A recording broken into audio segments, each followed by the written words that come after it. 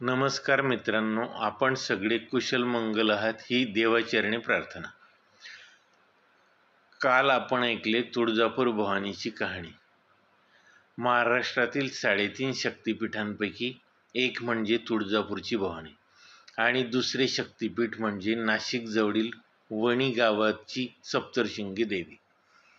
चला तर मग आज ऐकूयात सप्तशृंगी देवीची कथा आणि त्यानंतर सप्तशृंगी मंदिराचे वर्णन। सप्तशृंगी देवीची कथा प्राचीन हिंदू धर्मग्रंथ दुर्गा सप्तशती देवी महात्म्यामधील आहे, ज्यात देवीचा विजय असुरांवर साजरा केला जातो। हे देवीचे एक रूप मानले जाते, जे राक्षसाचा वध करण्यासाठी प्रगट झाले। पुराणानुसार शुंभ निशुंभ या दोन शक्तिशाली राक्षसांनी स्वर्गावर ताबा मिळवला आणि देवता त्यांच्याशी सामना करू शकत नव्हत्या। शुंभ आणि निशुंभने सर्व देवतांना स्वर्गातून हाकलून दिले आणि त्याचे राज्य केले। देवता त्रस्त होऊन पार्वतीच्या शरण गेल्या आणि त्यांच्या साह्यासाठी प्रार्थना केली। या प्रार्थनेनंतर देवी पार्वतीच्या शरीरातून एक दिव्य शक्तिरूप प्रगट झाले, तेच सप्तशृंगी देवी। तिने देवतांना दिलासा दिला की ती शुंभ निशुंभ या राक्षसाचा नाश करेल। देवीच्या 18 हातांमध्ये असलेली शस्त्रे। सप्तशृंगी देवीच्या 18 हात आहेत आणि प्रत्येक हातात वेगवेगळी शस्त्रे आहेत। या शस्त्रांचा अर्थ युद्धातील तिचे बल आणि शक्ती दर्शवते। ती खालील शस्त्र हाताळते: त्रिशूळ, चक्र, गदा, धनुष्य, बाण, शंख, तलवार, ढाल, पाश, अंकुश, कमंडलू, घंटा, व्रज, जपमाळ, कमळ, काठ, मुद्दर। देवीचे हे 18 हात तिच्या अद्वितीय शक्तीचे प्रतीक आहेत, ज्याद्वारे ती राक्षसाचा नाश करते आणि आपल्या भक्ताचे रक्षण करते। सर्वप्रथम देवीने शुंभ निशुंभच्या सेनापती असलेल्या चंड आणि मुंड या राक्षसाचा वध केला।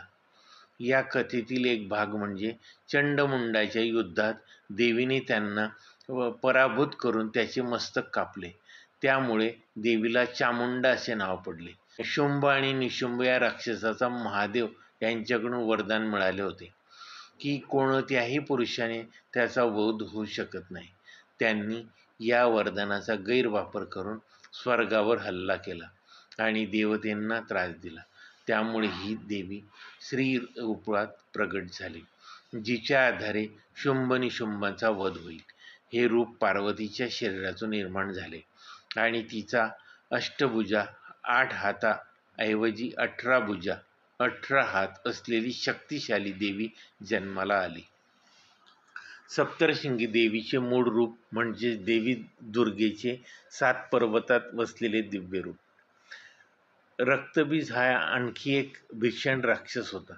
त्याला वरदान होते की त्याच्या शरीरातून गळणारे प्रत्येक थेंब रक्त जमिनीवर पडल्यावर त्यातून नवीन रक्तबीज जन्माला येईल। यामुळे त्याचा पराभव करणे अत्यंत कठीण होते। सप्तशृंगी देवीने युद्धात युक्ती वापरली। जेव्हा ती रक्तबीजाला घायाळ करीत होती तेव्हा त्याचे रक्त जमिनीवर पडू नये म्हणून तिने रक्त स्वतःच्या तोंडात घेतले। त्यामुळे रक्तबीजाचे नवीन रूप तयार होण्याआधीच त्याचा पूर्ण नाश झाला। रक्तबीजाचा वध झाल्यानंतर सप्तशृंगी देवीने शुंभ आणि निशुंभ यांच्याशी निर्णायक युद्ध केले। हे अत्यंत भीषण युद्ध होते। अखेरीस देवीने शुंभ आणि निशुंभ दोघांनाही ठार मारले आणि स्वर्गात परत एकदा देवतांना त्याचे राज्य मिळवून दिले। सप्तशृंगी देवीचे मंदिर नाशिक जिल्ह्यातील वणी गावाजवळ सप्तशृंगी पर्वतावर आहे। हे मंदिर साधारण 4650 फूट उंचीवर 7.5 डोंगराच्या शिखरावर वसलेले आहे। या ठिकाणी देवीची मूर्ती 18 हाताची आहे, ज्यात प्रत्येक हातात वेगवेगळी आयुधे आहेत। या आयुधामध्ये देवीच्या युद्धातील शस्त्रांचा समावेश आहे, जसे की गदा, खड्ग, त्रिशूळ, धनुष्य, बाण। इत्यादी मंदिरातील मूर्तीची चेहरा खडकावर कोरलेला आहे आणि तिची उंची सुमारे 10 फूट आहे. देवीच्या दर्शनासाठी भाविकांना 500 पायऱ्या चढून जावे लागते. तसेच येथे रोपवेची सुविधा देखील उपलब्ध आहे. नवरात्रोत्सवात आणि चैत्र पौर्णिमा या काळात येथे विशेष उत्सव साजरा केला जातो. सप्तशृंगी देवीला नवरात्रमध्ये विशेष महत्त्व आहे आणि हजारो भाविक येथे तिच्या दर्शनासाठी येतात. या मंदिराभोवती निसर्गाचे अद्वितीय सौंदर्य पाहायला मिळते आणि डोंगरामध्ये असलेले हे मंदिर भक्ताच्या श्रद्धेचे महत्त्वाचे केंद्र आहे. माझे आजचे व्हिडिओ शांतपूर्वक बघितल्याबद्दल धन्यवाद. माझ्या या व्हिडिओला लाईक, शेअर आणि चॅनलला सबस्क्राईब करायला विसरू नका. धन्यवाद.